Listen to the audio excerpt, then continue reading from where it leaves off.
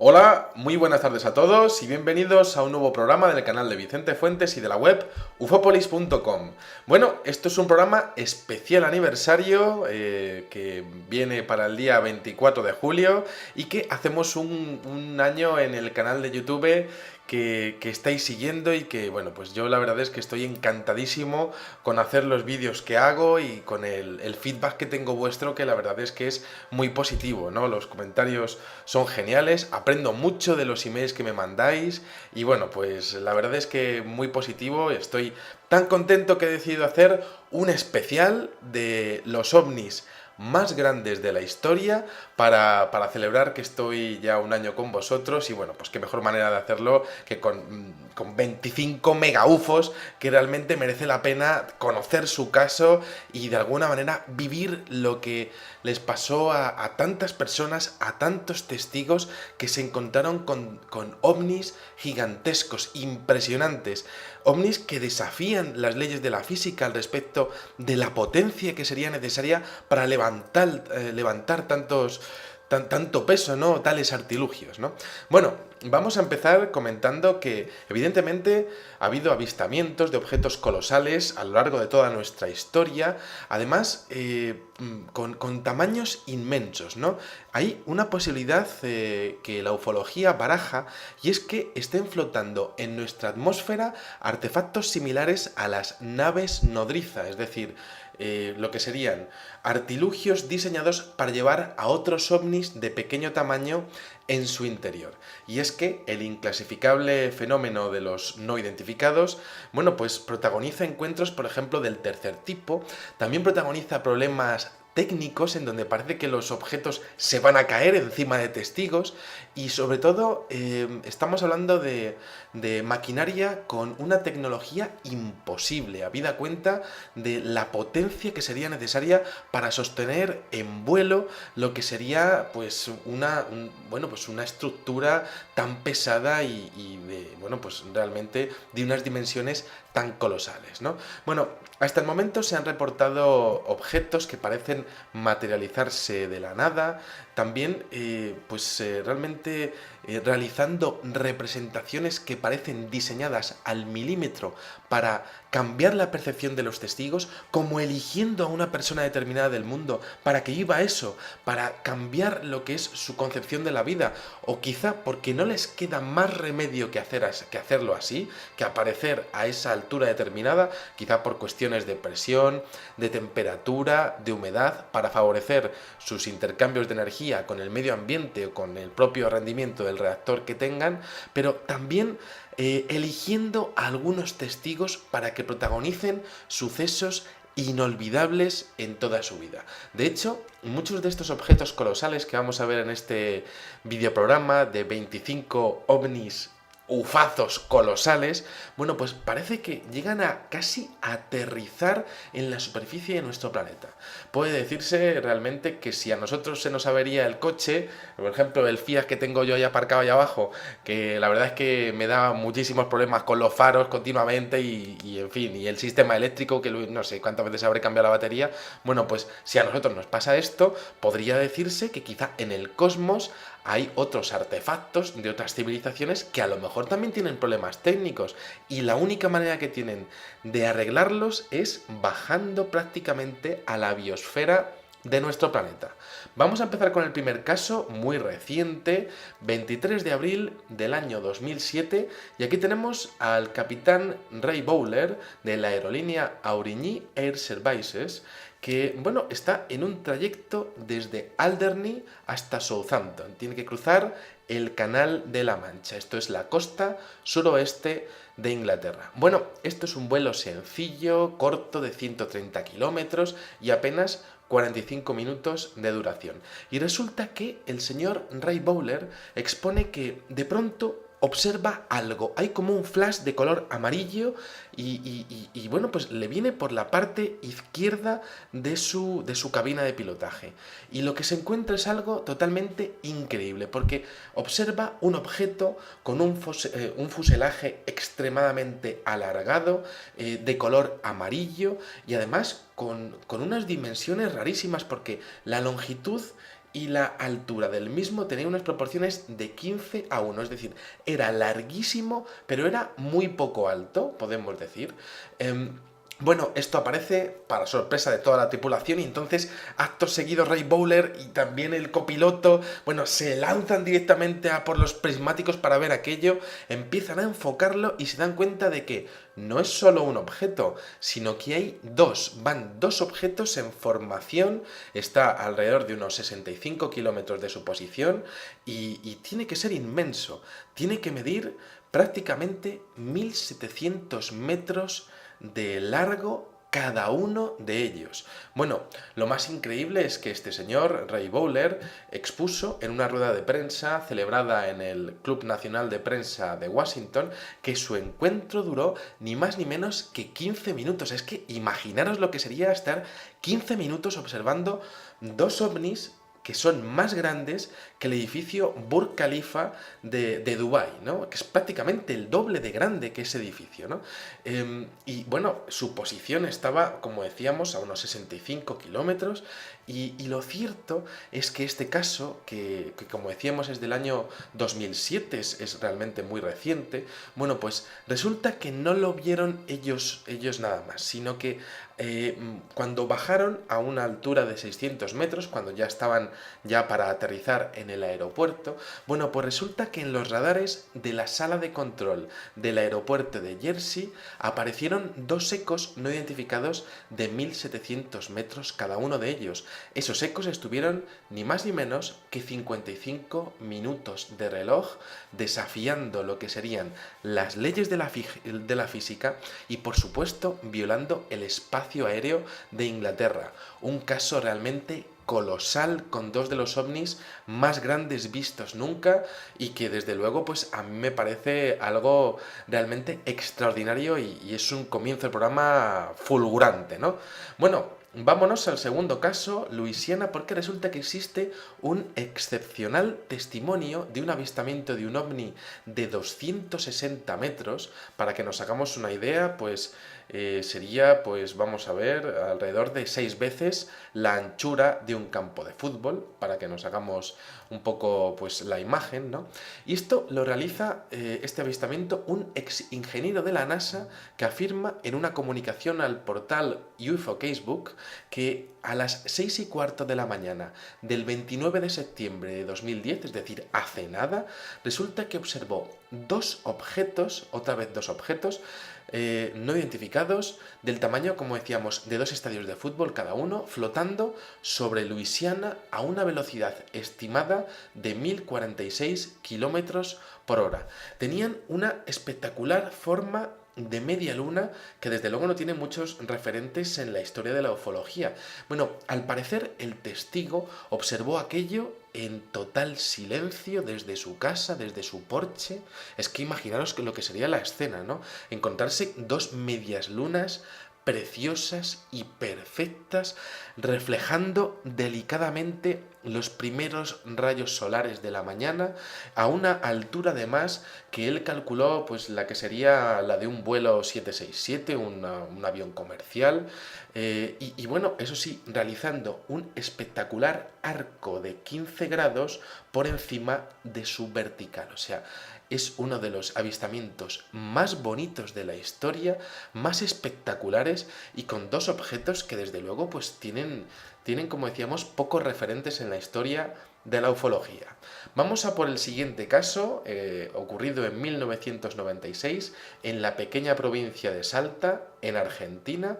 Y bueno, aquí tenemos a un testigo llamado Joaquín González, que, bueno, pues este señor está también en la puerta de su casa observando un impresionante objeto que genera una luz estática de color rojo y diferentes luces intermitentes que están saliendo por la parte inferior. Bueno, este señor sale a la calle porque hay una serie de interferencias de luz, de electricidad, en toda su casa y de hecho se da cuenta de que pasa en su casa, en la del vecino, en todo el barrio, ¿no? Y esto lo hemos visto muchas veces, el efecto electromagnético que parece afectar a toda una zona cuando uno de estos objetos tan grandes llega a sobrevolar pues lo que sería una barriada o bueno, una pequeña parte de una ciudad, ¿no?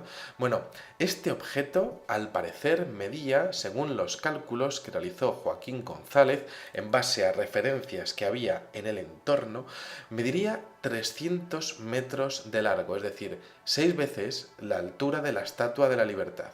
Tenía forma de cilindro y conseguía iluminar grandes extensiones de terreno cuando estaba volando a baja altura. Y esto es algo que a mí me interesa muchísimo, ¿no? Algo estaría buscando, algo estaría haciendo, siempre hay una motivación en el fenómeno, siempre ocurre cada avistamiento por una razón determinada, no hay una cosa de que se presentan porque sí, no, algo estaba haciendo y de hecho si estaba iluminando una zona, es posible que estuviese buscando algo, escaneando algo, pero ¿por qué en Salta? ¿Y por qué solamente lo vio Joaquín González?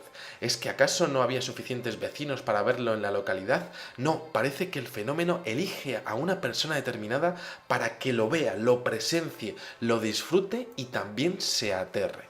Bueno, este caso me recuerda muchísimo a una fotografía de 1870, uno de estos retroufos que yo suelo publicar en Ufópolis, que es un avistamiento sobre el monte Washington, que es una de las primeras imágenes, si no la primera imagen de un objeto volador no identificado de toda la historia, y que además es muy nerd y es muy freak, o como queráis llamarlo, porque resulta que está realizada con una tecnología estereoscópica, es decir, con las famosas gafas que tenemos rojas y azules, que yo bueno, pues a mí me encanta, la verdad es que de vez en cuando intento hacer algún tipo de experimento con algunos ovnis o con círculos de las cosechas con ellas. Bueno, pues aquella foto de 1870 estaba realizada en base a esa tecnología y resulta que estaban concebidas, por supuesto, para verse con unas lentes especiales, ¿no? Este caso aparece pues una estructura en una serie con unas nubes, ¿no? Con una forma de cilindro. Y bueno, pues es muy curioso porque es un objeto que debe de medir también alrededor de los 100 metros. Vámonos al caso número 4, el caso Yukon. Es la misma zona de Canadá en donde publicamos aquel vídeo tan impresionante de unos alienígenas, de un encuentro del tercer tipo, del tipo insectoide, que bueno, pues os recomiendo que veáis ese caso, el caso Yukon, y es que resulta que en esa localidad de Canadá, en 1996, resulta que en el último fin de semana de julio, a las 12 menos 5 de la noche, ocurrió un incidente con un ovni inmenso que me parece increíble y que os voy a relatar ahora mismo, ¿no? Allí tenemos a esas dos mujeres hablando de sus cosas en el coche, tan tranquilas, conduciendo sin altercados, cuando de repente observan lo que parece ser un objeto volador no identificado, también con forma cilíndrica, suspendido en el cielo. Un extraño espectáculo, dicen las testigos, y esto se lo expusieron a diferentes investigadores, porque resulta que tenía una serie de filas, de ventanas rectangulares, aquello estaba inmóvil en el cielo, y además estaba como flotando con ligera inclinación. Parecía que les estaba esperando. Y entonces hay un momento en el que Sue mira su reloj y se da cuenta de que marca la 1:50 de la mañana del día siguiente, es decir, habían perdido prácticamente 2 horas de su tiempo. Además, tenían un tiempo perdido y es que encima el reloj estaba totalmente parado. ¿Qué había pasado? Y esto había pasado había ocurrido justo en el momento en el que habían visto aquel objeto. Tienen un tiempo perdido de sus vidas. Y entonces, bueno, siguen conduciendo muy extrañadas, entre colinas, caminos serpenteantes, comienzan a sentirse un poco extrañas y aquello sigue en el cielo y de hecho observan como que hay como una especie de enjambre de luces que está muy cerca de la nave y de hecho la nave como que parece que se está acercando hacia ellas tienen mucho miedo, casi se van agarrando entre ellas para pues prácticamente pues intentar apoyarse, ¿no? pero siguen conduciendo. Observan que ya enfilando la carretera de Quartz Road, ese enjambre de pequeños objetos voladores que están alrededor de ese objeto tan alargado y tan grande, se están reuniendo en la parte frontal del mismo, que además se está empezando a inclinar hacia el suelo, como si tuviese algún tipo de problema técnico. Y entonces aquellas luces nebulosas brillantes, llegan a contar incluso hasta 13 de ellas, bueno, pues como que entran en auxilio de ese gran objeto que era de color verde, lo ven perfectamente en alta definición, son avistamientos vívidos, ¿no? Avistamientos perfectamente, en reales, ¿no? Podemos decir, lo veían perfectamente, lo tenían delante de ellas, ¿no? Y entonces lo estaban presenciando todo y aquello parecía un drama de un rescate de diferentes objetos más pequeños a una nave que parecía que se caía, ¿no?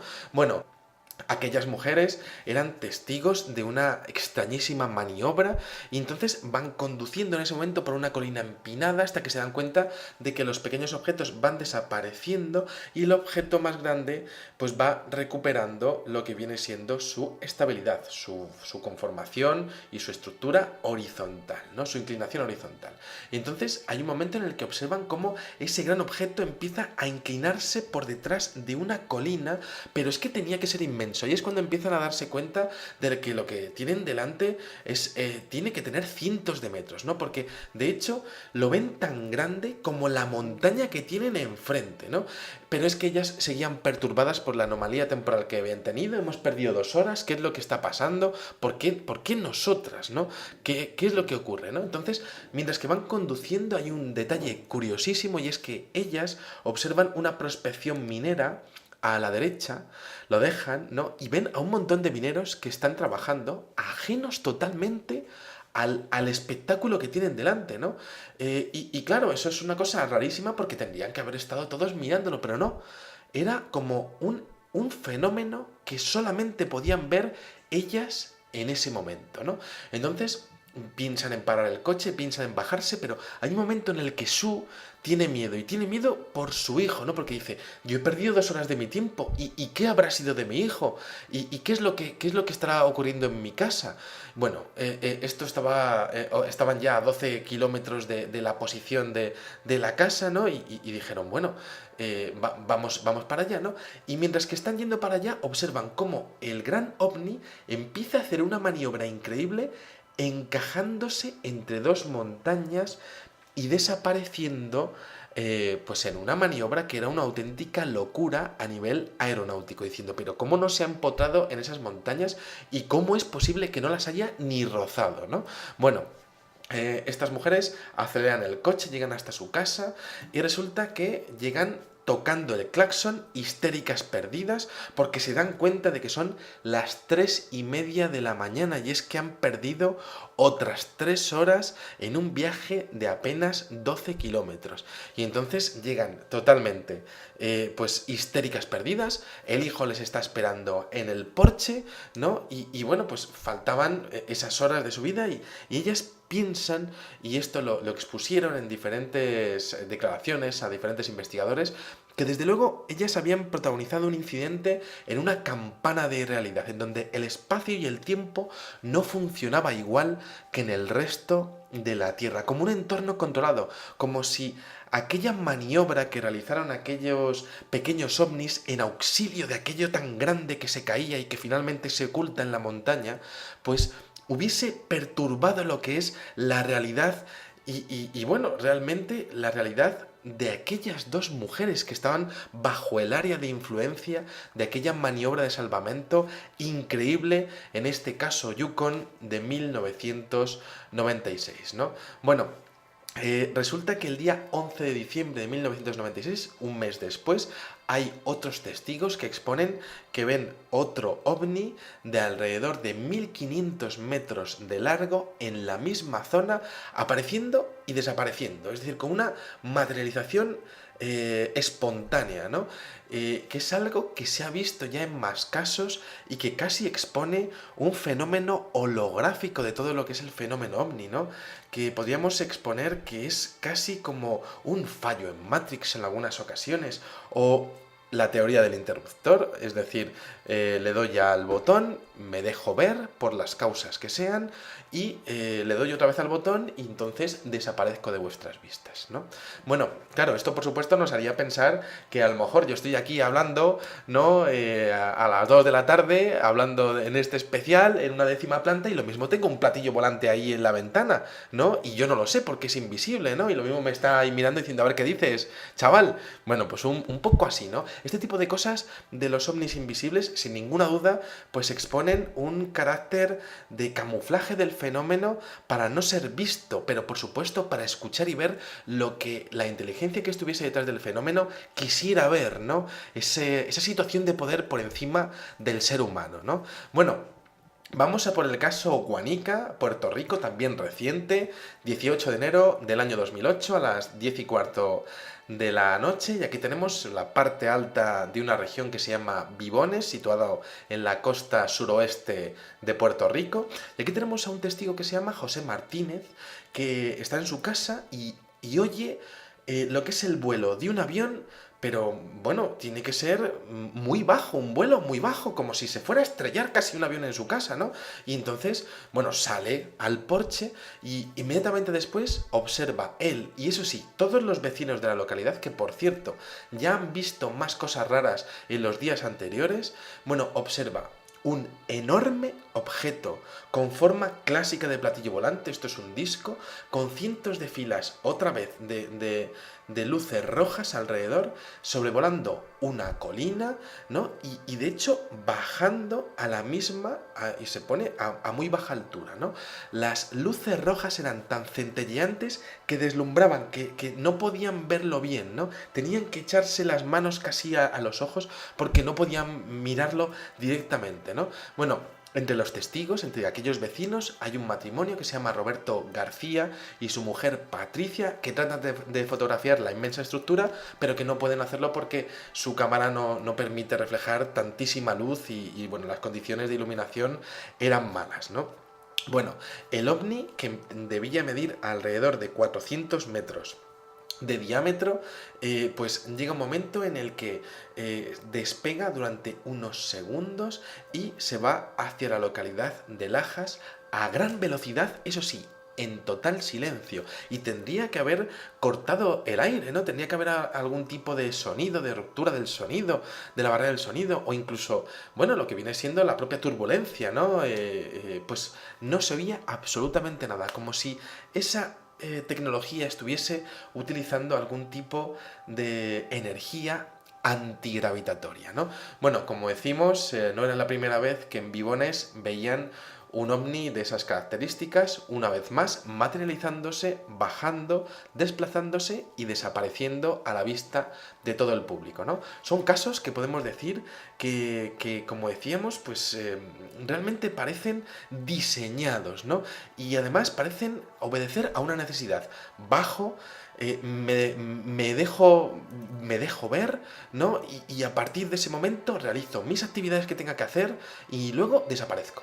Bueno, vamos a otro caso bastante reciente, 14 de mayo del año 2007, uno de mis casos preferidos. Vamos a la ciudad alemana de Kelsterbach, estamos a la 1:10 de la mañana y bueno, pues aquí tenemos a dos testigos que están en los terrenos de uno de ellos, ¿no? Y bueno, en un principio observan lo que parece ser de repente como una gran nube que baja del cielo.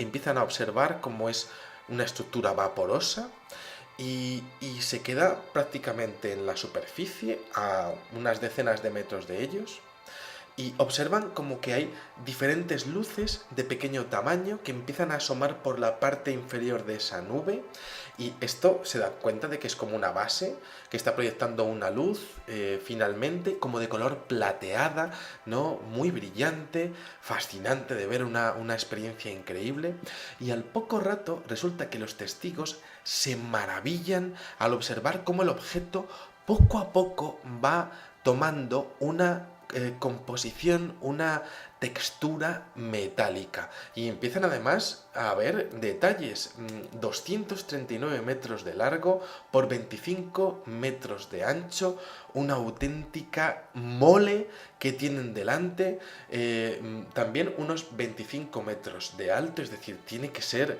pues como una casa, vamos a ver, pues como si fuese una casa de 9 plantas, un auténtico prodigio de la ingeniería que se les ha plantado delante y que tienen y que casi no pueden abarcar con su vista.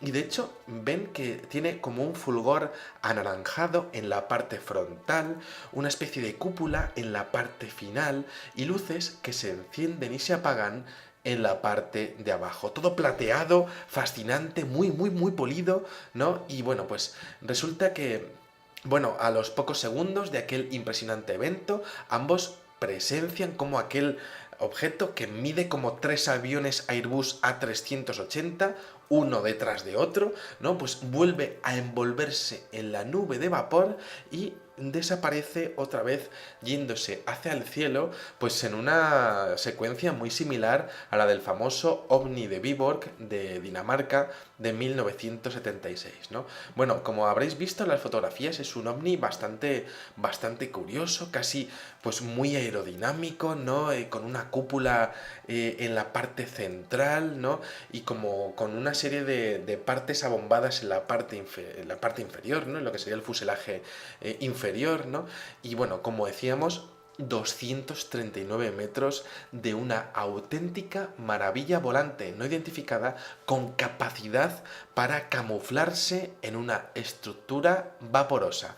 Creo que es uno de los casos más curiosos y bueno, vamos a por el siguiente, que el siguiente es de AUPA, porque cogemos nuestra máquina del tiempo y nos vamos al 5 de septiembre de 1981, nos vamos a Nueva York, al concurrido barrio de Queens y aquí tenemos a las 10 de la noche una agrupación. Hay 10 personas en la calle mirando al cielo entre la avenida 104 con la 44, en el cruce de la 104 con la 44, ¿no? Y entonces los testigos observan cómo hay como una especie de objeto volador no identificado con forma de campana de color verde que está como moviéndose alrededor de unos edificios que hay muy cerca de su posición, ¿no? Y de hecho tiene como un haz de luz también de color verdoso que tiene además como una forma triangular ese haz de luz y que está impactando con la ventana de un edificio. Aquellos testigos están realmente impresionados, ¿no? Pero es que lo increíble de la historia viene ahora, porque es que tras esa ventana tenemos a dos adolescentes observando el incidente desde un pequeño cuarto, son dos chavalillas de 13 años, eh, realmente impresionadas ante aquella luz verde que está invadiendo e inundando su cuarto, ¿no? Y entonces hay un momento en el que una de las niñas se da cuenta de que esa luz le está haciendo daño a ella, a la otra no, le está haciendo daño, ¿no? Y de hecho, aquello que es tan extraordinario y tan desafiante, le está atrayendo hacia lo que es la ventana, ¿no? Y entonces, claro, la niña le coge a la otra adolescente, que es su prima, le dice, agárrame, que me cogen, que me cogen. Eso es lo que le empieza a decir, ¿no? Y bueno, claro, en contra de lo que pudiera pensarse, dada la gran variedad de casos de abducción, bueno, pues parece que el objeto en este caso no controla al 100% la fuerza, ¿no? Y entonces coge la prima y coge a la chica de la cara y la agarra para atrás y la tira para atrás, ¿no? Y entonces, bueno, la chica se queda tendida en el suelo, totalmente ciega durante 2 minutos, ¿no? La prima se pone a gritar, entra la madre, entra el hermano, se encuentran con la escena, ¿no? Y bueno, la madre se pone a socorrer a la hermana, pero el hermano se queda mirando que efectivamente aquel ovni con forma de campana, bueno, pues está ahí, está rondando, algo quería, ¿no? Algo estaba haciendo, algún tipo de actividad estaba haciendo, ¿no? Y de hecho empieza a observar cómo empieza a hacer como una especie de círculo alrededor de lo que es la casa, como si estuviese como rondando, como si quizá estuviesen pensando qué hacer, porque aquello que querían hacer había salido mal o no, había sido un auténtico éxito, porque quizá lo que es la clave de este caso es que a veces el fenómeno ovni es capaz de inculcar algún tipo de pensamiento, algún tipo de sensación, de emoción en los testigos, ¿no? Quizá lo que sería una intervención externa en la psique, ¿no? En el cerebro de las personas, quizá de aquella adolescente o quizá en la otra, ¿no? Que quizá la protagonista sea la amiga, ¿no? Bueno, diferentes testigos observaron aquel impresionante objeto pues acercarse a una torre de alta tensión. Aquí tenemos una vez más, pues como ocurre en el caso de Dionisio Yanca, como una especie de carga de baterías que tenemos en este caso, ¿no?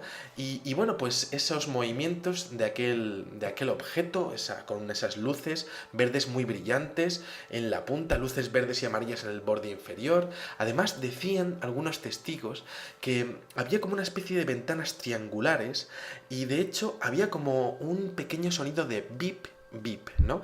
Bueno, ¿cómo termina esto? Bueno, pues resulta que acto seguido, resulta que aparece un avión como persiguiendo a ese objeto, pero decían los testigos que estaban en la calle que ese avión no podía haber despegado del aeropuerto JFK de Nueva York porque realmente estaban despegando en dirección contraria, ¿no? Y que se había presentado demasiado pronto como para, bueno, pues como para saber que estuviese allí, ¿no? Y esto ya lo hemos visto en muchas ocasiones, como si hubiese algún tipo de programa oculto que llega a controlar cada una de las apariciones del fenómeno ovni y que desde luego está preparada para hacer casi un scramble, ¿no? Hacer una aparición, una persecución de este tipo de objetos en el momento en el que ocurren, ¿no? Bueno, pues parece que alguien sabía lo que iba a ocurrir, ¿no?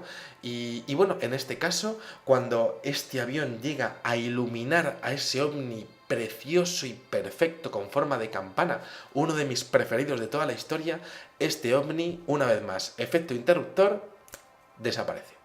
Desaparece y bueno, lo que tenemos básicamente es a esa familia, la familia Colom, ¿no? Pues haciendo una reunión familiar diciendo a ver si llamaban a la policía, al hospital o a los periodistas, ¿no?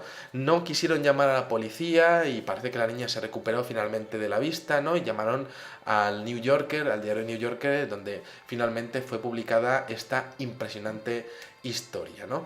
Algo quizás hicieron aquellos seres o aquella inteligencia que estaba detrás de la manipulación de aquel objeto en la psique de aquellas dos adolescentes, ¿no? Bueno, sin irnos muy lejos de Nueva York, vamos a por el octavo caso, vamos a la tarde del día 31 de diciembre de ese mismo año, y aquí tenemos en la zona de North Bergen, en Nueva Jersey, resulta que hay un matrimonio, bueno, no es un matrimonio, realmente son pareja, no es un yuppie con una mujer que es artista, ¿no? Y resulta que son Ron Lee y Ninetta Napi. Bueno, pues estos dos señores, esta pareja, este hombre y esta mujer, están en lo alto del edificio Stonehenge. Por cierto, un lugar desde el cual diferentes testigos a lo largo de la historia ya habían expuesto que habían visto fascinantes e increíbles ovnis, bueno, pues prácticamente en las inmediaciones del edificio, ¿no? Como ya lo hemos hablado muchas veces, como si hubiese algún tipo de magnetismo, o hubiese algún tipo de lugares en el mundo en donde es más fácil o el fenómeno ovni tiene mayor afinidad a presentarse allí por las razones que sean, ¿no? Bueno, pues aparece una visión delante de ellos, otra materialización de un ovni de 60 metros de diámetro por 20 metros de alto sobre el río Hudson. Esa pareja se queda allí mirándolo, parece que son los únicos que se han dado cuenta de eso y realmente son muy pocos minutos porque en 2 minutos de ver aquello que está flotando en ese atardecer del día 31 de diciembre, en esa noche vieja inolvidable de aquella pareja, aparece un F-16 en la costa de Manhattan que finalmente pues comienza a perseguir aquel objeto que directamente se toma alas de Villadiego y se pierde en el horizonte, ¿no? Un caso que tenía que aparecer por las dimensiones de este objeto, ¿no? La campana que veíamos anteriormente medía alrededor de 50 metros, en este caso 60 metros de diámetro, ¿no? Bueno, vamos a por el caso de Illinois, que también es uno de mis preferidos. Tenemos en el año 2000 a un señor que observa una especie de triángulo de color negro de 150 metros de largo, pero vaya, es que este objeto también ha sido visto el 29 de marzo de este mismo año 2015 y es una cosa increíble, ¿no? Porque tenemos una noche fría, pero fría vamos, que los pingüinos tenían frío en aquel momento, ¿no? En Illinois. Y aquí tenemos a un hombre que se llama Melvin Knoll, que, bueno, tiene un negocio de minigolf, ¿no? Un curioso negocio de minigolf, y está en casa y le dice a la mujer que está un poco preocupado porque hace tanto frío que lo mismo se le rompe alguno de los motorcillos que tiene en el minigolf, o bueno, pues está preocupado por el estado de sus instalaciones y dice, mira, me voy a coger el camión, me voy para allá y me quedo tranquilo, ¿no? Va para allá y de repente cuando deja el camión observa una luz al noroeste muy brillante, ¿no? Y dice, pues una estrella muy brillante, pues mira, pues ahí está, en el horizonte, pues qué bien, ¿no? Entonces se va a revisar todo lo de su negocio y de repente, cuando ya se va a meter otra vez en el camión helado de frío, el camión lo deja encendido, observa cómo la estrella empieza como a venir hacia él, pero vamos, que viene a toda velocidad hacia él, ¿no? Y claro, este señor se queda ahí, pues como, bueno, impresionado ante lo que tiene delante, ¿no? Y entonces, cuando se va acercando más y aún más, se da cuenta de que tiene la altura de un edificio de 2 pisos, pero es que tiene las dimensiones de un campo de fútbol. Tiene unas dimensiones prácticamente, como decíamos, de unos 150-160 metros. Bueno, Melvin rápidamente no pasa por casa, se va a la policía local de Highland y bueno, pues informa todo aquello, ¿no? Y de hecho dice que aquello se está moviendo en dirección suroeste. Y entonces en la policía se lo toman en serio y entonces llaman al condado de St. Clair y entonces emiten un comunicado por radio de que un señor ha visto un artefacto de esas dimensiones impresionantes, un triángulo de color negro con una luz además roja en el centro, muy similar además a lo que se vio en la oleada de Bélgica de 1990, ¿no? En esos avistamientos militares, ¿no? Que finalmente fueron bastante silenciados por parte de la prensa generalista, podemos decir, ¿no? Y bueno, pues aproximadamente a las 4:10 de la mañana hay un oficial de la localidad de Libanon que resulta que había recibido ya el aviso por radio y efectivamente empieza a observar 2 luces en el horizonte que se juntan y de repente se transforman en una. Bueno, ese señor ya se queda allí mirándolo y extrañado, ¿no? Y de repente observa exactamente lo mismo. Parece que aquello empieza a acercarse a su posición y este señor como que dice, vamos a agarrarnos los machos que esto viene a darse conmigo, que va a estrellarse conmigo prácticamente, ¿no? Y observa a una altitud de unos 300 metros que se para delante de él y es ese mismo triángulo de color negro, inmenso de grande, con unos movimientos imposibles y emitiendo un leve zumbido que le pone la carne de gallina. Bueno, este hombre, ¿qué es lo que hace? Pues vamos a ver, ¿qué es lo que haríamos todos? Sacar una cámara, pero era el año, estábamos hablando de que es un incidente que ocurre en el año 2000 en Illinois y este señor no tiene un móvil con cámara, pero tiene una Polaroid y entonces la saca y entonces saca una foto, pero ¿qué creéis que pasa? Pues que hace tanto frío que la Polaroid se queda enganchada y la fotografía se queda velada y este hombre maldice a todos los dioses habidos y por haber porque dice, joder, es que para una vez que me pasa esto y se me jode la cámara, ¿no? Pues eso es lo que le pasa a este señor, ¿no?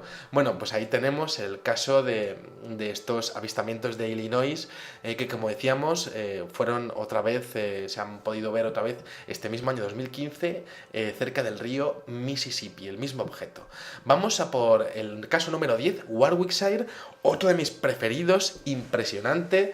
Tenemos el día 31 de marzo de 1999, Colin Saunders, este señor es ingeniero eléctrico, 30 años de experiencia en diseño de motores, alas y cabinas de piloto en empresas como Airbus, señor que ha trabajado en el diseño del A300, del A310, en la compañía de coches de Saab, que también se dedica al tema de aviones, bueno, un protagonista de un incidente que desde el punto de vista de ingeniería es uno de las personas que mejor puede decir lo que está ocurriendo y lo que es realmente pues un avistamiento de un objeto no identificado no manufacturado por los seres humanos, ¿no? Bueno, pues resulta que este señor había salido a comer con su mujer y con una pareja a la campiña de Warwickshire, a Inglaterra, y bueno, pues todo eso, la tarde va bien, se quedan a cenar también por allí y aproximadamente a las 9:30 dejan el lugar donde están, que es un local que se llama White Lion, y se dirigen para casa. Entonces giran en la carretera de Foss, cerca del pueblo de Monks Kirby, y resulta que observan unas inquietantes luces cerca de su posición, ¿no? Y otra vez, la misma casuística, se acercan poco a poco y se quedan a 30 metros de su posición, ¿no?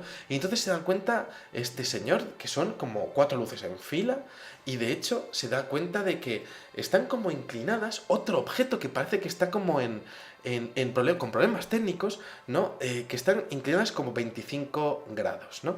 Entonces, en ese momento, Colin Saunders se da cuenta de que hay otra pequeña luz, una quinta luz que está en la parte izquierda del objeto, ¿no? Y también se da cuenta de que hay como unas luces con forma de X y que están haciendo un encendido, apagado, encendido, apagado. Y eso, claro, como que le llama más la atención. Dice, bueno, pero ¿y esto? ¿Esto qué es, no? Entonces, hay un momento en el que este señor se empieza a dar cuenta de que otra vez, igual que en el caso de Alemania, esto está empezando a tomar forma. Y esto es algo que se está inclinando cada vez más, que parece que se va a estrellar. De hecho, hay un momento en el que dice que es tan grande la forma que está pillando que como siga inclinándose va a acabar tocando el suelo, se va a estrellar, ¿no? Y además, de hecho, se va a estrellar y va a tumbarse encima de ellos, tan cerca estaban de aquel objeto, ¿no? Bueno, pues resulta que empiezan a observar lo que era la superficie y tenemos una de las descripciones más increíbles de la historia del fenómeno, porque dice que la parte de arriba, y era como una especie de triángulo, ¿no? Pues tiene como un líquido como con forma de mercurio, como esa textura del mercurio, y también tiene como olas que están recorriendo todo el fuselaje, ¿no? Y lo ve perfectamente desde su posición, y también observa como un diseño laberíntico de unos canales por donde parecen discurrir esos ríos o esa corriente de ese metal líquido de mercurio que parece ser el fuselaje externo de ese objeto que tiene que medir alrededor de 225 metros de largo, algo realmente impresionante. Bueno, hay un momento en el que observan esos laberintos perfectamente, sobre todo Colin Saunders, que es el que mejor lo ve desde su posición, ¿no? Y se quiere acercar a este hombre, se quiere bajar del coche y los del... No te bajes, que nos acercamos, pero no te bajes, ¿no? Entonces van a dar una vuelta, ¿no? Y bueno, andando la vuelta pierden un poco la perspectiva del objeto, ¿no? Y ya observan cómo realmente, bueno, pues el ovni llega a desmaterializarse otra vez delante de ellos, desapareciendo ante los ojos incrédulos y bueno, pues ante una visión increíble de aquellas 4 personas, sobre todo de este señor que lo explica con pelos y señales y que tiene además unos diseños al respecto de lo que vio que son de lo más increíble de la historia de la ufología. Vamos a por el caso número 11. Y nos vamos a por uno de nuestros retroufos, 15 de mayo de 1879, buque Vulture, y esto aparece en el libro de los condenados de Charles Fort, que recomiendo su lectura, ¿no? Y aquí tenemos a 26 grados y 26 minutos de latitud norte, 53 grados y 11 minutos en longitud este. Aquí tenemos a este buque de la Armada Real Inglesa y aquí tenemos al comandante J.E. Pringle, inquieto, muy inquieto, mirando al horizonte porque resulta que ha habido unos marineros que le han dicho que han visto unas luces, no puede ser posible, luces submarinas, no puede ser, quizá un artefacto, un artilugio francés, estaban en guerra con ellos, hay que estar atento, ¿no? Entonces, a los pocos minutos, una serie de ondas y pulsaciones comienzan a aparecer alrededor del barco, una serie de ondas con luces. Entonces de repente observan tanto a Pringle como toda su tripulación cómo emergen 2 ruedas de más de 40 metros de diámetro que estaban girando a la vez y flotando ingrávidas alrededor del casco de su barco. Y claro, ellos empiezan a observar cómo el giro que tenían aquellas ruedas, pues era, ellos iban avanzando realmente, ¿no? Su buque, bueno, pues esas ruedas iban moviéndose y también iban calculando la velocidad que tenía ese barco para ir como siguiéndolos, ¿no? Y eso es lo que más me interesa a mí de este caso, ¿no? Que ocurre además a unos 135 kilómetros por hora en las aguas del Golfo Pérsico, y como que aquellas ruedas emergen y se ponen a seguirles, pero algo estarían haciendo. Yo siempre lo he dicho, ¿no? Algún tipo de estudio, algún tipo de carga electrostática, algún tipo de estudio sociológico, ¿no? Quizá observando las reacciones, quizá midiendo cientos de miles de parámetros biomédicos de cada uno de los testigos, quizá su sangre incluso, ¿no? A mí siempre me ha parecido que este tipo de incidentes exponen un control de la situación y quizá un estudio detallado de algún componente de interés del barco. Quizá alguno de los marineros tenía una genética especial e interesante para la inteligencia que está detrás de ese fenómeno ovni, detrás de esas ruedas increíbles, ¿no? Bueno, un incidente que dejó boquiabierta a toda una tropa militar, ¿no? 70 años antes de que ocurriese lo de Roswell, ¿no? Vámonos con otro retro UFO, 1883, creo que es pues una de las primeras fotografías de ovnis en el espacio, yo creo que la primera, ¿no? Vamos al observatorio de Zacatecas, en México, y aquí tenemos a un astrónomo llamado José Bonilla, que no se puede creer lo que está viendo con su telescopio, porque está viendo como una serie de manchas que están pasando cerca de lo que es la corona solar, ¿no? Y bueno, él calcula una distancia de unos 310.000 kilómetros, no mucho más de la distancia entre la Tierra y la Luna, ¿no? Y bueno, se tira allí observando 30 horas de observación y observa ni más ni menos que 447 objetos registrados que están siguiendo un patrón inteligente en pequeños grupos, teniendo en cuenta además que cada uno de los objetos debía medir cientos de metros de diámetro. Bueno, es quizá el avistamiento, la flotilla OVNI, creo que la más grande de la historia, ¿no? Porque tanto por sus dimensiones de cada uno de los objetos, como por el número que tenían, ¿no? Porque resulta que entre el 12 y el 13 de agosto pasan 331 objetos y luego hay otras dos tandas de otros 283 y 48 cuerpos respectivamente, ¿no? Bueno, este astrónomo llegó a utilizar una lente de 16 centímetros con una cámara fotográfica con una exposición de 1 a 100 segundos, ¿no? Y resulta que, bueno, pues por supuesto esto es muy parecido al fenómeno de las flotillas que observamos en países como Estados Unidos, México, Perú, y que hemos visto en tantas ocasiones en Ufópolis, ¿no?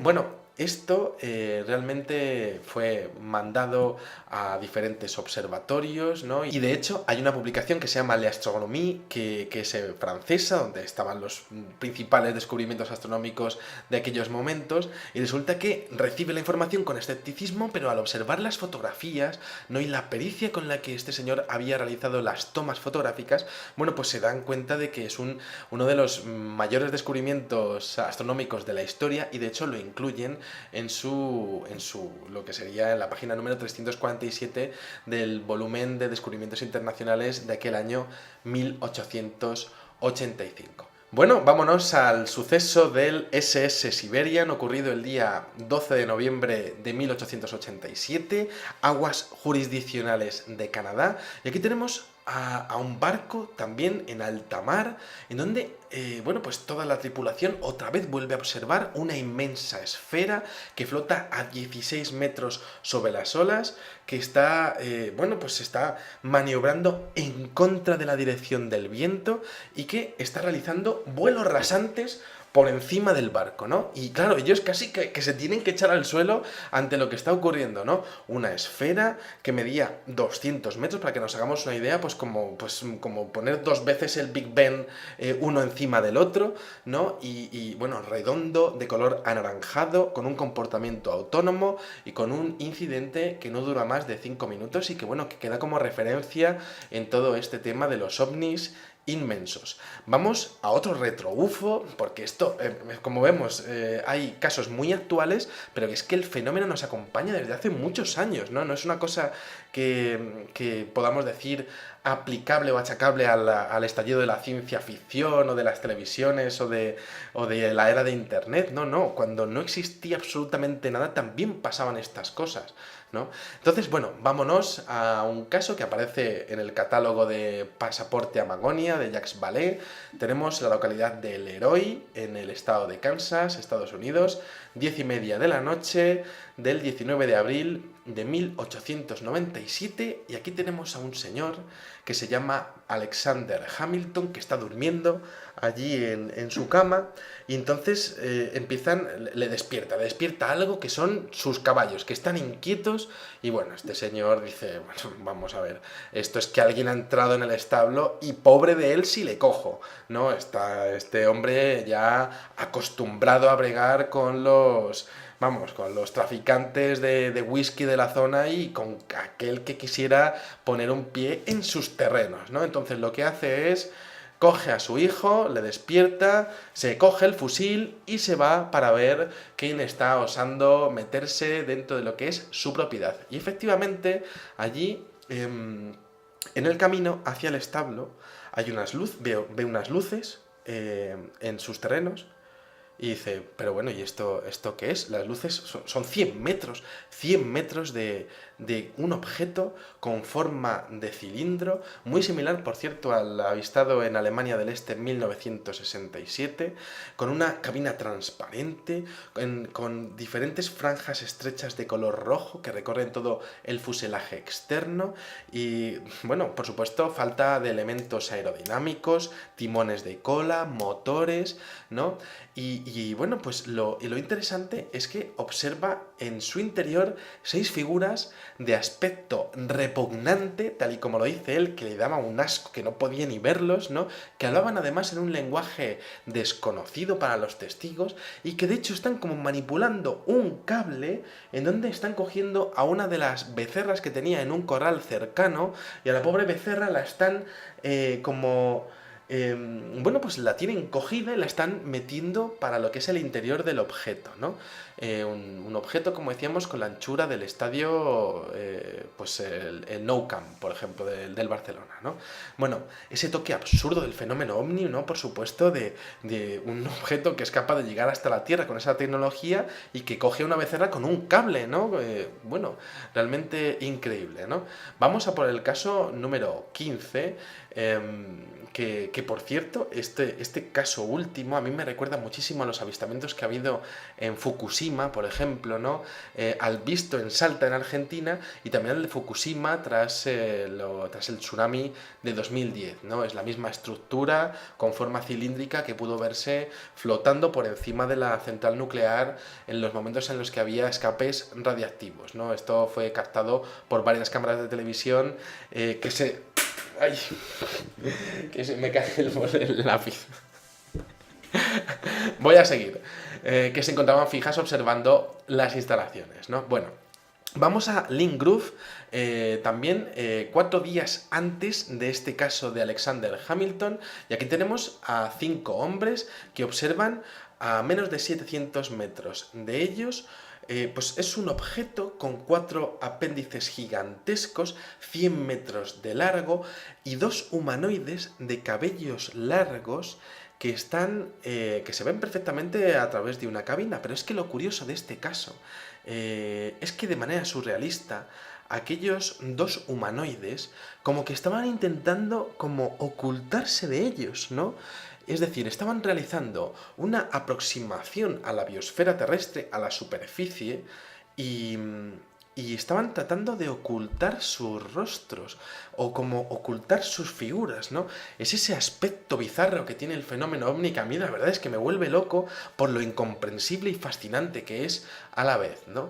Bueno, vamos a por uno de los más grandes de este programa, Cincinnati, Ohio, 19 de agosto de 1949. Nos vamos a una pequeña localidad de 36.000 habitantes y estamos en Norwood, y aquí tenemos al reverendo Gregory Miller, que en pleno carnaval y en tiempos de posguerra pues había que animar un poco a la gente que estaba bastante hecha polvo, ¿no? Y entonces no se le ocurre otra cosa que hablar con el ejército y alquilarle un proyector pues bueno, pues para hacer un poco el ganso y que la gente lo vea y en fin lo disfrute, ¿no? Entonces, efectivamente, lo alquila, se lleva bien el ejército con la iglesia en esa localidad tan pequeña de Estados Unidos, y bueno, pues resulta que se presenta allí Donald R. Berger, decide encender el artefacto y hay un momento en el que de repente hay algo que tapa el foco del artefacto y es un disco que tiene 3.000 metros de diámetro, uno de los más grandes de la historia, y que, bueno, pues se está haciendo diferentes maniobras, un movimiento como bamboleante, ¿no? Podríamos decir, como ondulatorio, ¿no? De hecho, hasta el 10 de marzo de 1950 llegan a registrar más de 20 avistamientos entre los 3.000 y los 8.000 metros, y resulta que Leonard Stringfields, editor de la revista Orbit Magazine, bueno, pues sigue todos estos descubrimientos, ¿no? Como una auténtica gran noticia periodística, ¿no?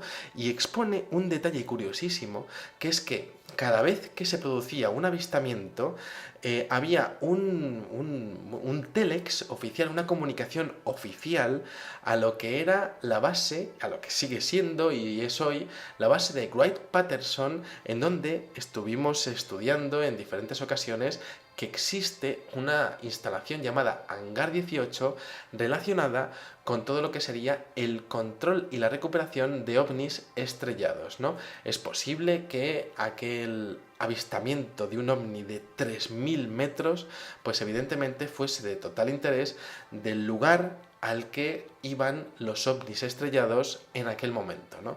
Bueno, pues es un caso interesantísimo y vamos a por el mega ovni de Manchester, que es una cosa que me parece lo más de lo más. Vamos al 6 de enero de 1995, un avión Boeing 737 de la British Airways, ¿no? Que aquí tenemos un piloto que describe un titánico objeto volador no identificado de color gris a 1.300 metros de altitud, muy bajo, que está, además este señor está como aterrizando, realizando una maniobra de aproximación al aeropuerto de Manchester y observa como un gran flash de luz, una gran luz a través de las ventanas y dice que, bueno, esto se está desplazando del lado derecho al lado izquierdo, es decir, se mueve a toda velocidad y es de grande como 20 veces un estadio de fútbol.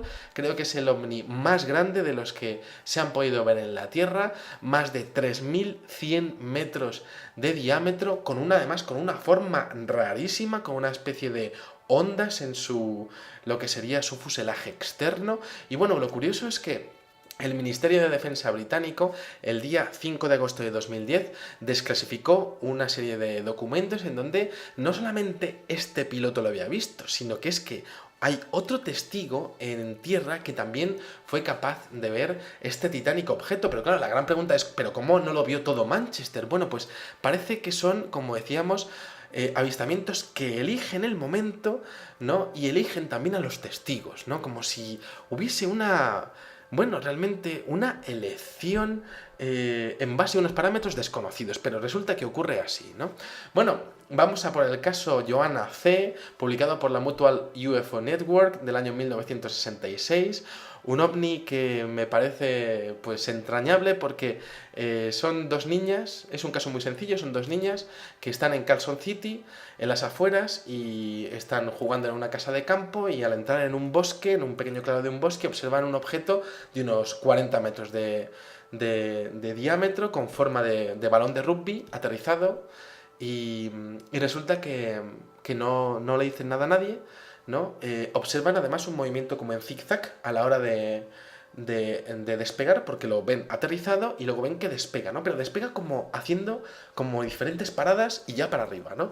Bueno, pues resulta que las niñas, una de ellas crece y entonces le recuerda a la amiga lo que les pasó de pequeñas y hacen entre las dos un cuadro de lo que les había pasado, que se queda durante 40 años en una habitación hasta que una de ellas pues resulta que decide mandar una fotografía del mismo a la Mutual UFO Network, ¿no? Que es unas personas que se dedican a recopilar casos de ovnis en Estados Unidos, ¿no? El caso de Joanna C., un ovni de 40 metros bien grande, ¿no? Pero bueno, un caso realmente entrañable, que es uno de mis preferidos porque me encanta la pintura, ¿no? Me parece hecha con mucha delicadeza y bueno, pues yo la aprecio así, ¿no?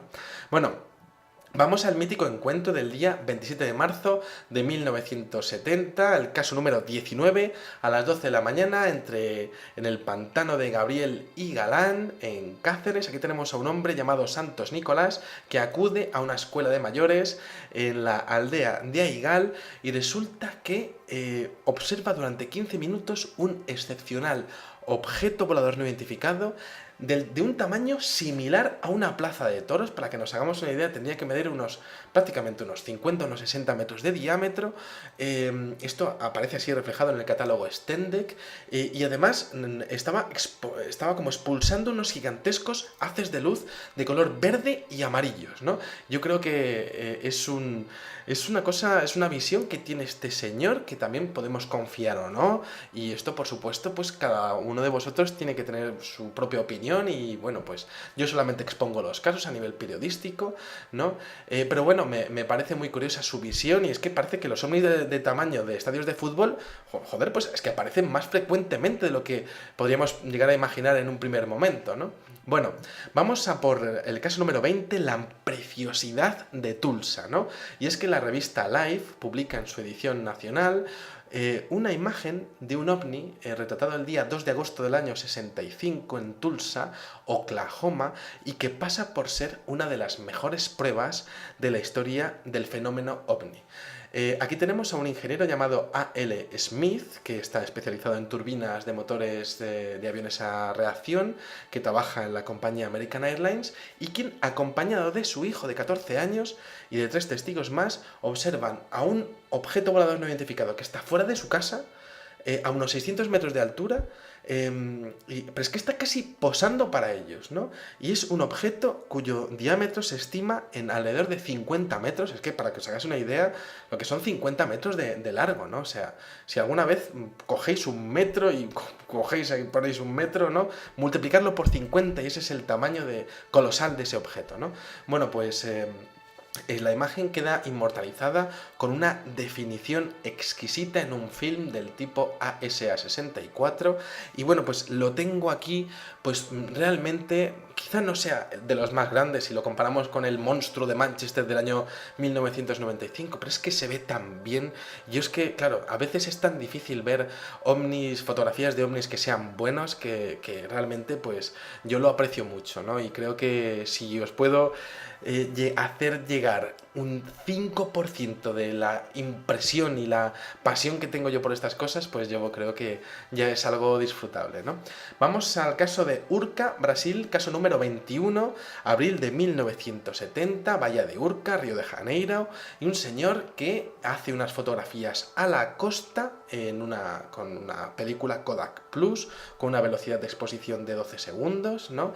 Y resulta que al revelar las fotografías se da cuenta de que han aparecido una serie de líneas en el horizonte que no pueden estar ahí, y que, bueno, teniendo en cuenta que el revelado ha sido perfecto, bueno, pues él no se queda tranquilo y lo lleva a la casa Kodak, los negativos, ¿no?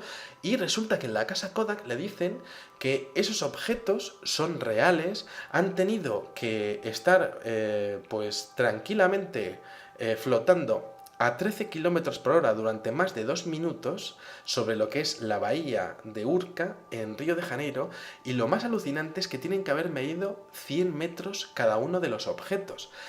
Claro, esto es fascinante porque, vaya, parece que son ovnis que en ese caso eran gigantescos e invisibles, y que estaban allí tranquilamente a 13 kilómetros por hora, pues como dándose un pequeño paseíto, ¿no? Quizá observando algo, quizá porque les interesaba algo, pero ¿por qué más de un objeto? Quizá para dar apoyo al otro, ¿no? Bueno, pues este tipo de casos que son realmente increíbles y que, bueno, pues yo os lo presento porque me parece algo realmente excepcional, ¿no?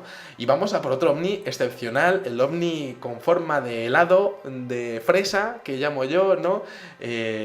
Visto en Maniwaki, Canadá, en otoño de 1972, 21 metros de alto por 25 de ancho, unas curiosas esferas en el fuselaje exterior como con forma de anillo y unas proporciones similares a lo que sería una peonza, ¿no? Como las que tiraba yo en el colegio de pequeño, que me encantaba, y le ponía chinchetas, ¿no? Y la verdad es que me lo pasaba muy bien, le daba a las otras peonzas de los otros chavales, ¿no? Y bueno, pues muy similar a lo visto en México en el año 73 y a las peonzas flotantes de Ipamari en Brasil y Mesa, Arizona, ambas del año 72. Son avistamientos que son muy similares, pero este de Maniwaki de Canadá pues quizás sea y tenía que estar en este especial de ovnis gigantes porque esos 25 metros de ancho, es que es más ancho que alto, ¿no? Pues y esa extrañísima forma pues siempre me ha llamado la atención, ¿no? Existe una fotografía que fue enviada a diferentes diarios de una persona desconocida y ha habido muchos investigadores que han estado estudiando este tipo de esta foto, ¿no? Y han expuesto que no hay ningún tipo de fallo y de que no puede ser un fotomontaje, ¿no? Ahí estará siempre ese misterio, como misterio es el de las increíbles fotografías de Mark Coltrane del día 19 de abril del año 78, caso número 23, afueras de Colfax, Wisconsin. Y aquí tenemos a unas tomas que sorprenden por su claridad y su calidad, ¿no? Un pulido disco de 50 metros de diámetro reflejando la luz del sol, ¿no? Que es que a mí me vuelven locos esos detalles, ¿no? En el cielo, tras haberse acercado a aquel testigo que estaba pues comiendo un poquillo y estaba ahí pues descansando un poco de su jornada laboral, ¿no? Solamente ante él baja, se acerca, se deja fotografiar y se pira. Una vez más, el absurdo del fenómeno ovni, ¿no? Bueno, hubo distorsiones en la señal de radio y bueno, es un caso excepcional, ¿no? Vámonos al caso número 24, 1956, que bueno, un caso que expone a las claras la importancia que tiene este tipo de sucesos por parte del gobierno de los Estados Unidos y sin ninguna duda, pues la tecnología de la que hacen gala estos objetos, ¿no? Porque tenemos al capitán James Taylor, que se encuentra sobre el océano Atlántico a bordo de un avión R-7V2, van hacia la base aérea de Patuxent, en Maryland, van a una altura de 7.000 metros, noche fría, clara, visibilidad perfecta y de repente el capitán James Taylor observa abajo de una manera muy similar al caso de las luces que observábamos hace casi ya un año, ¿no? En este especial de ovnis inmensos, ¿no? Bueno, pues hace casi un año también hacíamos un vídeo sobre un piloto que también observa unas luces en el Pacífico. Bueno, pues en este caso es un avión militar en el Atlántico, unas luces rojas en el agua, ¿no? Y de hecho también muy similares a las vistas en la carretera de Connecticut en el año 1985. Y resulta que, bueno, Taylor se queda observando aquello y dice, no, esto no puede ser, he hecho este trayecto más de 200 veces y esto es imposible que esté aquí, pero ahí estaba. Y resulta que empiezan a observarlo y esto empieza a ascender y entonces ven que de hecho va directamente hacia su trayectoria, va deprisa, va hacia ellos y casi, bueno, pues tapándose los ojos algunos de ellos, ¿no? Y el capitán agarrando como puede lo que es bueno, pues el volante del avión, ¿no? Resulta que esperando ya el inminente choque, bueno, pues aquel inmenso y colosal objeto, pues resulta que hace una maniobra para esquivarles de una manera increíble, se quedan pues a unos centímetros de ellos, ¿no? Y se quedan como suspendidos en el aire durante unos segundos y hay un momento en el que, bueno, pues aquel ovni de 150 metros de diámetro, discoidal y también con luces rojas, bueno, pues se acaba perdiendo directamente en el espacio, ¿no? La velocidad a la que, bueno, calcularon la salida de aquel disco fue de 3.714 kilómetros por hora. Un caso realmente increíble, y vamos a por el caso número 25, y antes de pasar a las valoraciones, vamos a ese caso de Redlands, que a mí me parece, desde luego, uno de los más interesantes, porque es como sin ningún tipo de vergüenza. Yo lo llamaría casi el ovni sin vergüenza, porque son 150 metros de diámetro, pues como la Catedral de Colonia, por ejemplo, en Alemania. Esto pasa en Redlands, California, 4 de febrero de 1970. Un atronador zumbido toda la ciudad y un objeto a 900 metros de altura. Aquí lo ven más de 200 testigos en este caso, ¿no? Y tan tranquilamente flotando allí, hay gente que hace unos diseños del ovni perfecta, porque es que es perfectamente visible aquello, bueno, pues con sus virtudes y con sus defectos, aquello fue pues como un auténtico acto de valentía por parte de al menos la inteligencia que se escondía detrás del fenómeno ovni, ¿no? Que si bien ya hemos visto en casos como los de las luces de Fénix, que pronto lo veremos en un videoprograma, como en otros casos, bueno, pues algunas veces que como que parece que no tiene más remedio que presentarse allí, ¿no? Pero es que este como que parecía, vamos, que el piloto estaba comiéndose unas pipas mientras que estaba conduciendo, porque es que va muy bajo, muy despacito, emitiendo su zumbido, se pasea por toda la ciudad a una altura bajísima y tan tranquilamente acaba yéndose otra vez para arriba, ¿no? Bueno, aquí tenemos el maravilloso fenómeno ovni con sus problemas técnicos, con sus dimensiones imposibles, con sus virtudes, con sus defectos, con los testimonios, los protagonistas, ¿no? Y bueno, mis preferidos, por supuesto, el de Alderney, el que veíamos al principio del todo, un ovni amarillo, ¿no? Que son dos, de hecho, 1900 metros, ¿no? Esas medias lunas de Luisiana reflejando a las 6 de la mañana la luz del sol, preciosísimo que tuvo que ser, ¿no? El caso de Yukon, con esas mujeres, con ese missing time, metiéndose en esas montañas, esos pequeños objetos en esa operación de salvamento, ¿no? El caso de Kelstenbach, que casi parece un diseño de humanos del futuro, ¿no? Porque a mí me recuerda mucho algunos de estos casos, quizá tecnología pues similar a los aviones fantasma de los Estados Unidos, ¿no? Y es evidente que quizá un porcentaje de los casos puedan serlo, ¿no? Pero parecen casi tecnologías antigravitatorias casi diseñadas por el mismísimo Nikola Tesla o a años luz de lo que podemos hacer a día de hoy los seres humanos, ¿no? Luego el caso de Queens, de esa campana verde y la niña que me llevan para tal, ¿no? Y bueno, y la prima recogiéndola, ¿no? Y la entrada de la madre que se encuentra con su hija ahí, ¿no? Que desde luego, pues, no sé, vaya impresión, ¿no? De la familia, ¿no? El caso de Nordbergen, de esa pareja que ve la persecución de un F-16 en el misterioso edificio Stonehenge, que si alguna vez me voy a Nueva York, pues evidentemente me tendré que pasar por allí a tomarme algo, ¿no? Bueno, luego tenemos ese caso de Illinois del año 2000, ¿no? Con ese policía con la Polaroid atascada, ¿no? Que siempre esa casualidad, ¿no? Bueno, que aparece en el fenómeno ovni, ¿no? El caso de Warwickshire con ese ovni con mercurio, con ese metal líquido impresionante el diseño, ¿no? Luego lo que vio Bonilla en el sol con esa flotilla impresionante, lo que hemos visto de los humanoides y ese objeto de Hamilton cogiendo a una pobre becerra, ¿no? Y a los otros del siguiente caso como ocultándose, totalmente absurdo y surrealista, ¿no?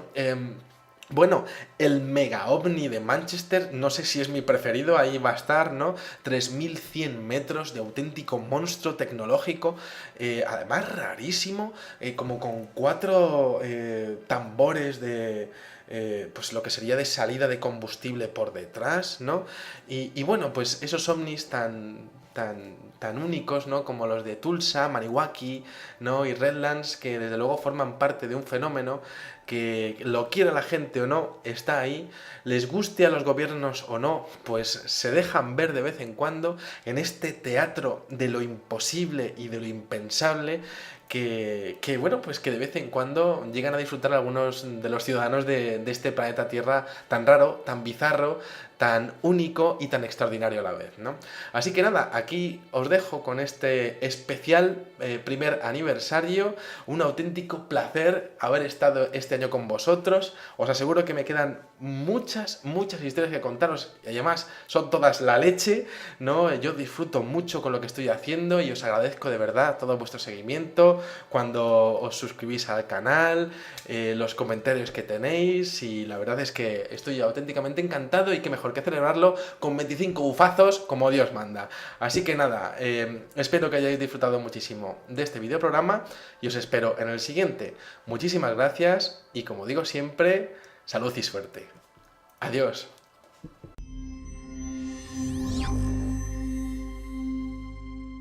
Que parecen materializarse de la nada, también realmente realizando representaciones que parecen diseñadas al milímetro para cambiar la percepción de los testigos, como eligiendo a una persona determinada del mundo para que viva eso, para cambiar lo que es su concepción de la vida, o quizá porque no les queda más remedio que hacerlo así, que aparecer a esa altura determinada, quizá por cuestiones de presión, de temperatura, de humedad, para favorecer sus intercambios de energía con el medio ambiente o con el propio rendimiento del reactor que tengan, pero también eligiendo a algunos testigos para que protagonicen sucesos inolvidables en toda su vida. De hecho, muchos de estos objetos colosales que vamos a ver en este videoprograma de 25 ovnis ufazos colosales, bueno, pues parece que llegan a casi aterrizar en la superficie de nuestro planeta. Puede decirse realmente que si a nosotros se nos avería el coche, por ejemplo el Fiat que tengo yo ahí aparcado ahí abajo, que la verdad es que me da muchísimos problemas con los faros continuamente y en fin, y el sistema eléctrico, que no sé cuántas veces habré cambiado la batería, bueno, pues si a nosotros nos pasa esto, podría decirse que quizá en el cosmos hay otros artefactos de otras civilizaciones que a lo mejor también tienen problemas técnicos, y la única manera que tienen de arreglarlos es bajando prácticamente a la biosfera de nuestro planeta. Vamos a empezar con el primer caso, muy reciente, 23 de abril del año 2007, y aquí tenemos al capitán Ray Bowler de la aerolínea Aurigny Air Services, que, bueno, está en un trayecto desde Alderney hasta Southampton. Tiene que cruzar el Canal de la Mancha. Esto es la costa suroeste de Inglaterra. Bueno, esto es un vuelo sencillo, corto, de 130 kilómetros y apenas 45 minutos de duración. Y resulta que el señor Ray Bowler expone que de pronto observa algo, hay como un flash de color amarillo y bueno, pues le viene por la parte izquierda de su cabina de pilotaje, y lo que se encuentra es algo totalmente increíble, porque observa un objeto con un fuselaje extremadamente alargado, de color amarillo, y además con unas dimensiones.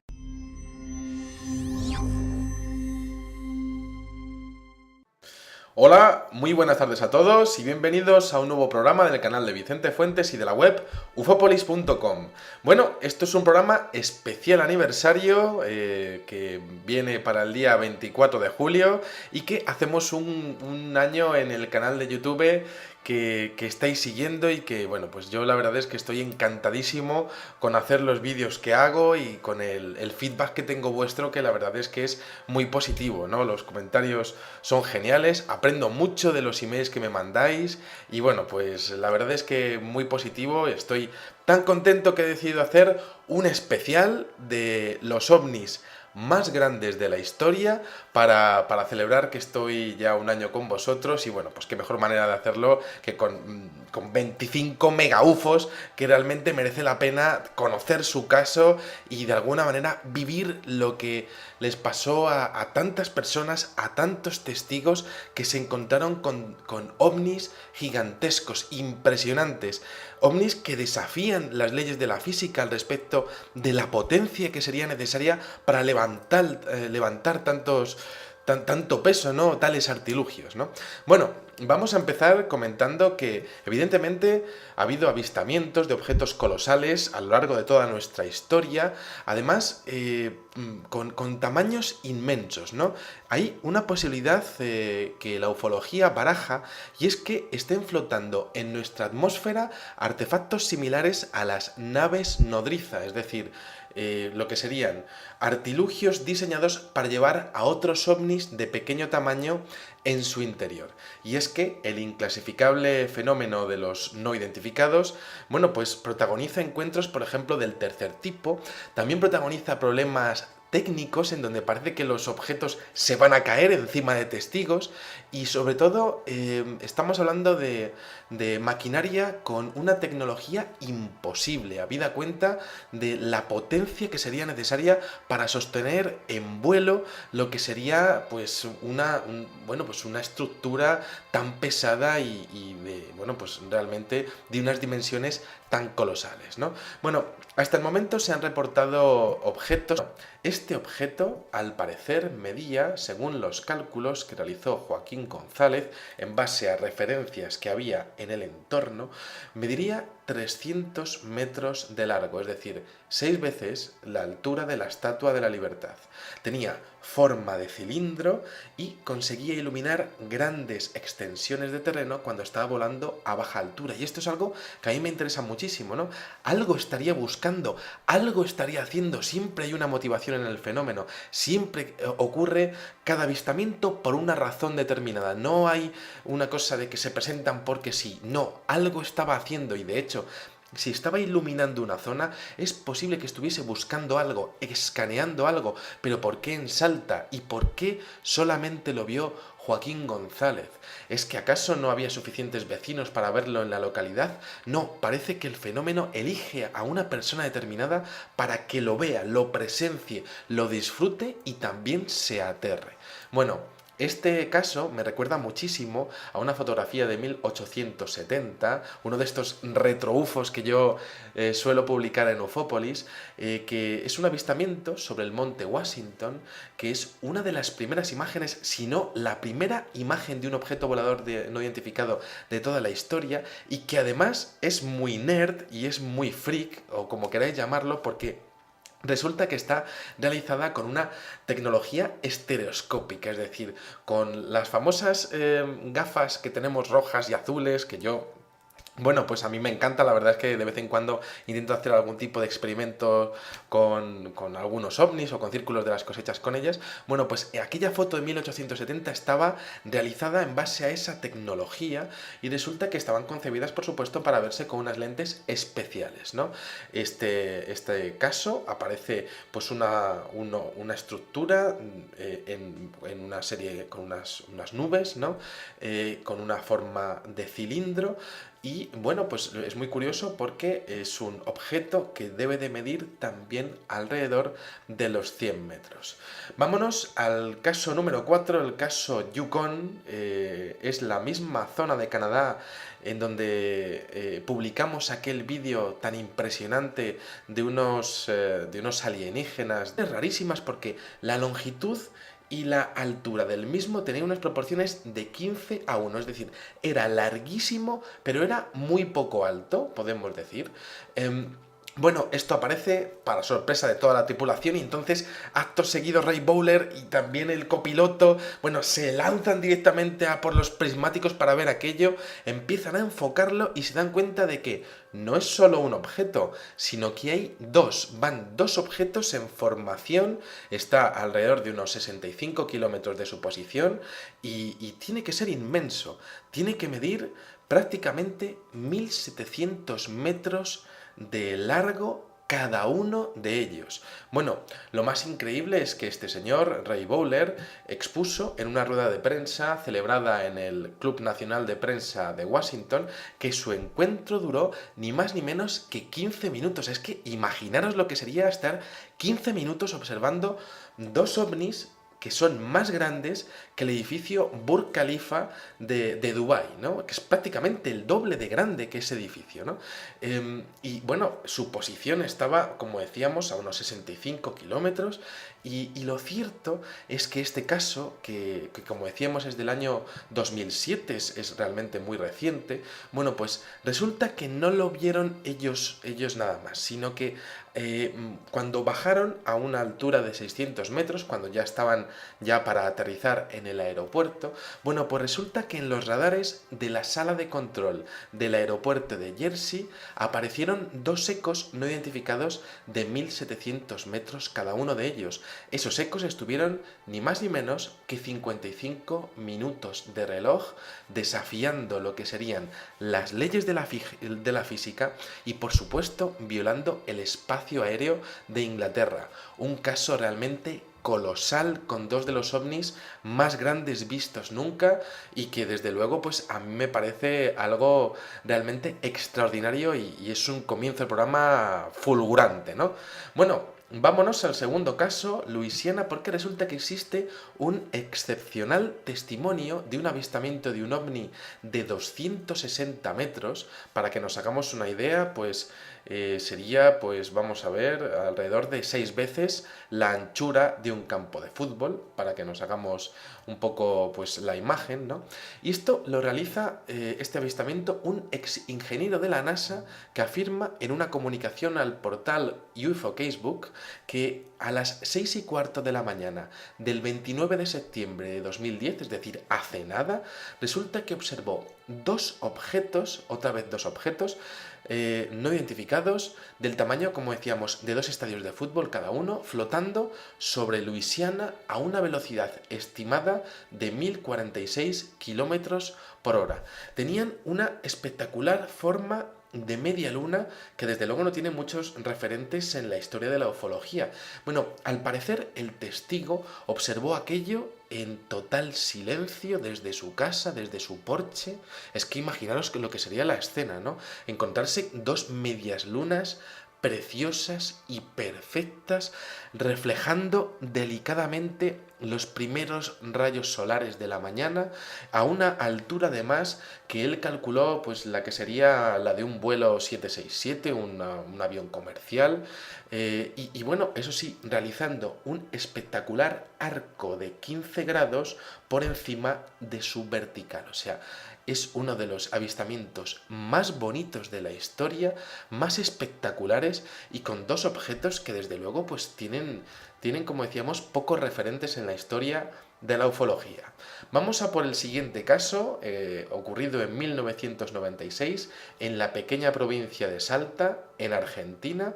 Y bueno, aquí tenemos a un testigo llamado Joaquín González, que, bueno, pues este señor está también en la puerta de su casa observando un impresionante objeto que genera una luz estática de color rojo y diferentes luces intermitentes que están saliendo por la parte inferior. Bueno, este señor sale a la calle porque hay una serie de interferencias de luz, de electricidad en toda su casa y de hecho se da cuenta de que pasa en su casa, en la del vecino, en todo el barrio, ¿no? Y esto lo hemos visto muchas veces, el efecto electromagnético que parece afectar a toda una zona cuando uno de estos objetos tan grandes llega a sobrevolar pues lo que sería una barriada o bueno, una pequeña parte de una ciudad, ¿no?